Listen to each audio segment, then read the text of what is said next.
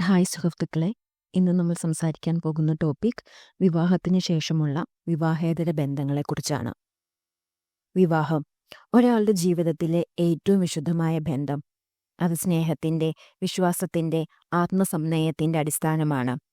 എന്നാൽ ഇന്ന് നമ്മൾ കാണുന്നത് ആ ബന്ധത്തിൽ വലിയ പൊളിച്ചിലുകൾ സംഭവിക്കുന്നു.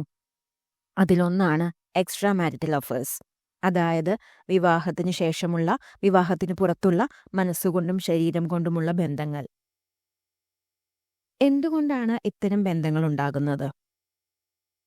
1. അവഗണനയും മനസ്സിന്റെ ശൂന്യതയും. പങ്കാളിയിൽ ഒരു ബന്ധമില്ലാതാകുമ്പോൾ ചില വിവാഹേതര ബന്ധങ്ങളെക്കുറിച്ച് ചിന്തിക്കുന്നു. 2. ആകർഷണം, ടെംപ്ടേഷൻ. സിനിമകളുടെയും സീരിയലുകളുടെയും മോശം സ്വാധീനം. 3. കമ്മ്യൂണിക്കേഷന്റെ കുറവ്. പ്രശ്നങ്ങൾ പരസ്പരം പങ്കുവെക്കാതെ, പരസ്പരം ഒന്നും തുറന്നു പറയാതെയുള്ള ജീവിതം. ഇതിന്റെ പ്രതികൂല ഫലങ്ങൾ എന്തൊക്കെയായിരിക്കാം? കുടുംബങ്ങൾ തകരുന്നു, കുട്ടികൾ മാനസികമായി തളരുന്നു. ഒരാൾക്ക് മനസ്സിന്റെ മുറിവ് കൊടുക്കുന്നത് അത്ര സിമ്പിൾ അല്ല. അത് മരണം പോലെ വിഷം പകരുന്നു. ഒരിക്കൽ വിശ്വാസം തകർന്നാൽ അതിന്റെ തുളച്ചു കയറുന്ന വേദന ഒരിക്കലും മുഴുവനായി മായുന്നില്ല. ഒരു ബന്ധം വേണ്ടെങ്കിൽ അത് തുറന്നു പറയൂ. നിങ്ങളുടെ ഭാര്യയോ ഭർത്താവോ ഒരു സമ്മാനമല്ല.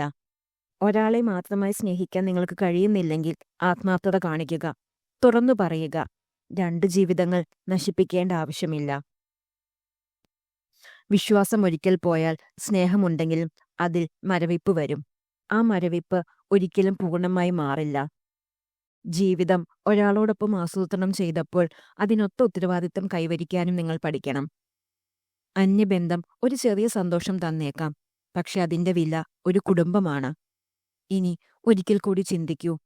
ഒരു കുറച്ചു സമയത്തെ ആകർഷണത്തിനായി നിങ്ങൾ ഒരു കുടുംബത്തെ തകർക്കാൻ തയ്യാറാണോ? ഈ സന്ദേശം പ്രസക്തമാണ് എന്ന് നിങ്ങൾ വിശ്വസിക്കുന്നുവെങ്കിൽ ദയവായി ഷെയർ ചെയ്യൂ. നിങ്ങളുടെ അഭിപ്രായം കമന്റിൽ എഴുതൂ. Good night.